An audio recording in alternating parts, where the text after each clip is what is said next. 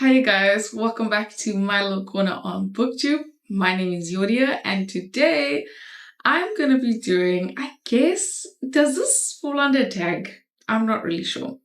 But I've got questions for Booktubers, okay? Because I remember in one of the questions for the the book bee, the Booktube newbie tag, the question is like, what are questions that you have for Booktubers? And I didn't have questions back then, but I have questions now. Or like I was thinking of accumulating questions. So here's the accumulation of all the questions. So this video is literally just questions. Yeah. Anyways, so the first question is, how do you make time to read books and make videos about books? Because I mean, I know there's people who do it and all that stuff, but I look at me and I look at those people and I'm just like, how do y'all do it? Like, I don't understand. I don't understand how you guys do it. So tell me everything. Tell me your secrets. Question 2. What do you think people should incorporate into a review? Because, like, I don't really know. Like, I'm wondering what makes a review, what doesn't make a review.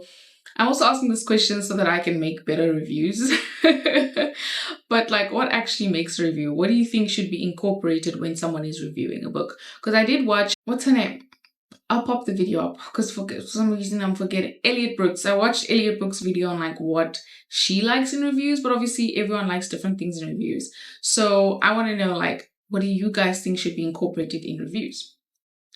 Question 3. What do you like and what don't you like about Booktube? This is really just like questions about Booktube stuff, okay? Booktube stuff, cookbooks, all that stuff. Yeah.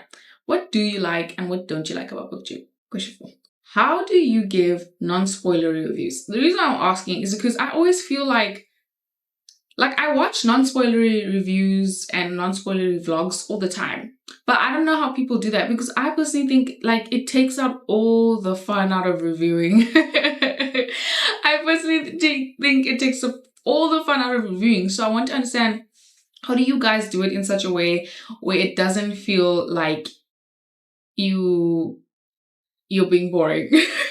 First off. Second, how do you do it in a way where you feel like you can still discuss all the stuff that's going on in the book or some of the stuff going on in the book, but not spoil the things that are going on? Because for me personally, doing non-spoiler reviews and vlogs is just hard because I want to talk about everything.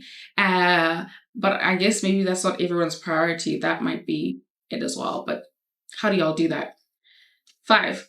Where do you find indie authors? Like, where do you people find these authors? Like, I don't know where y'all find them. I don't know if you guys go to certain websites that tell you, or like, how do you do it? But like, please tell me, how do you find indie authors? 6.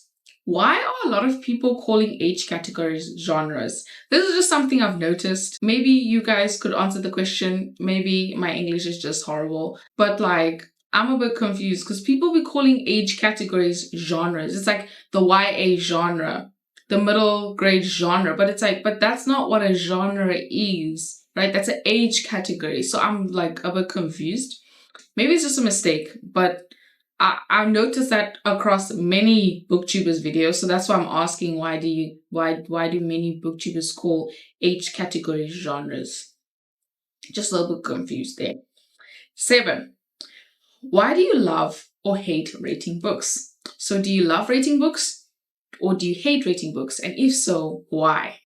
Do you prefer staying in one genre or reading multiple genres, and why? Do you prefer to buy every book you read, or do you prefer to buy books you know you'll love, or do you prefer to buy books you've already read like on the Kindle or some e-reading app or whatever, and then only buying the physical book after you've read it and know you love it?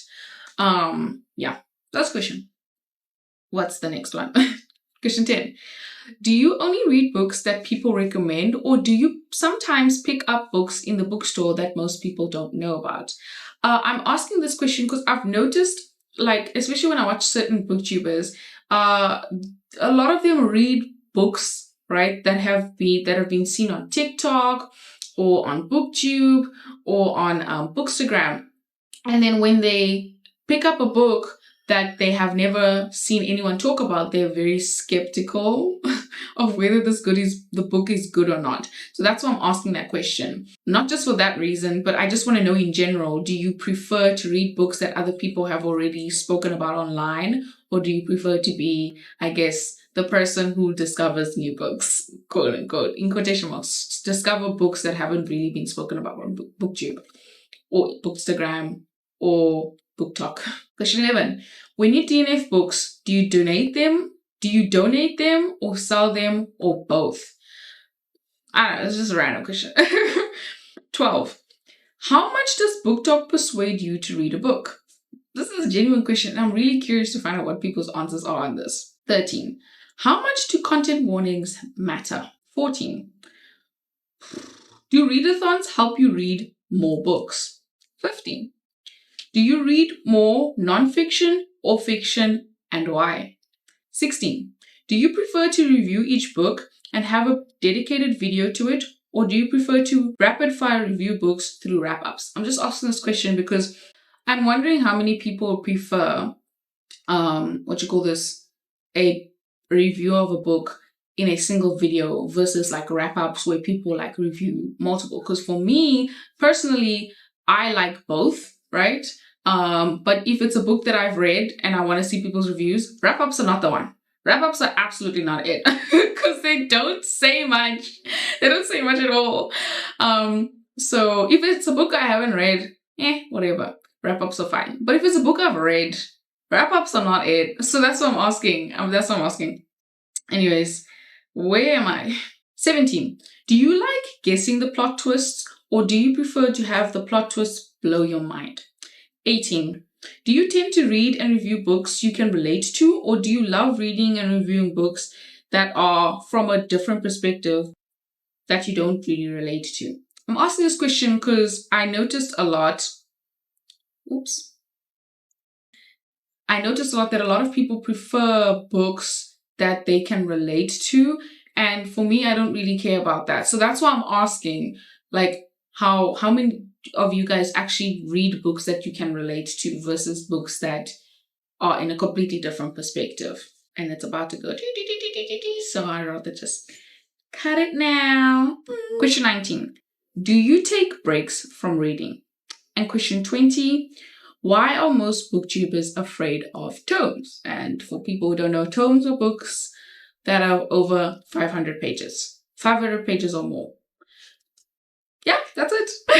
Thank you so much for watching this video. And hopefully you guys can make videos for the booktubers out there answering these questions. And if you don't have a channel, you can just answer whichever questions you liked down in the comments. But thank you so much for watching. Don't forget to like, comment, subscribe, do all the YouTube things, and I'll see you in another one. Bye, guys.